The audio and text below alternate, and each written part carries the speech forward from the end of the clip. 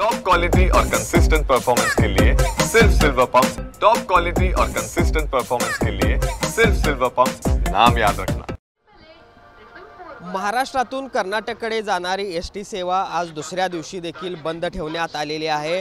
प्रवाशांची सुरक्षितता लक्षात घेऊन अनिश्चित काळासाठी ही एसटी सेवा बंद करण्याचे निर्देश स्वतः परिवहन मंत्र्यांनी दिले। त्यामुळे आज देखील कोल्हापूरमधून एकही बस निपाणी, बेळगाव, हुबळी या भागामध्ये जाताना दिसत नाही आणि त्यामुळे त्याचा मोठा मनस्ताप जो आहे तो आज देखील प्रवाशांना सहन करावा लागत असल्याचं पाहायला मिळतंय।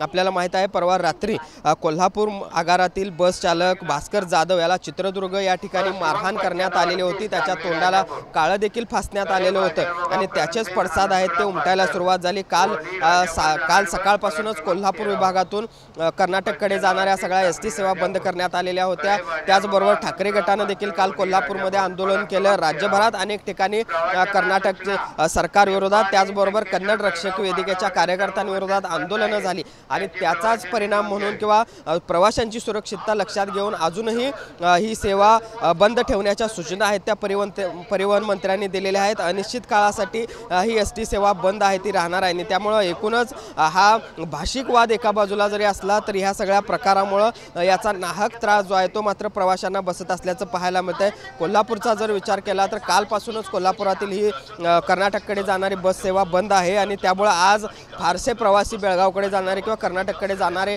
प्रवासी या मध्यवर्ती बस स्थानकामध्ये दिसत नाहीत। मात्र असं जरी असलं तरी अनिश्चित काळासाठी ही सगळी बस सेवा बंद असल्यामुळे सीमा भागात जाणाऱ्या किंवा बेळगावकडे दररोज अपडाऊन करणाऱ्या सगळ्या प्रवाशांना मात्र या सगळ्याचा त्रास सहन करावा लागतोय। व्हिडिओ जर्नलिस्ट सुनील काटकरसह भूषण पाटील, TV9 मराठी, कोल्हापूर।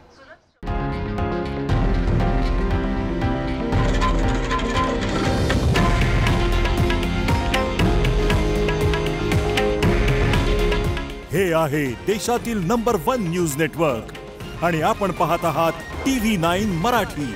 काळजी तुमची, हित महाराष्ट्राचं।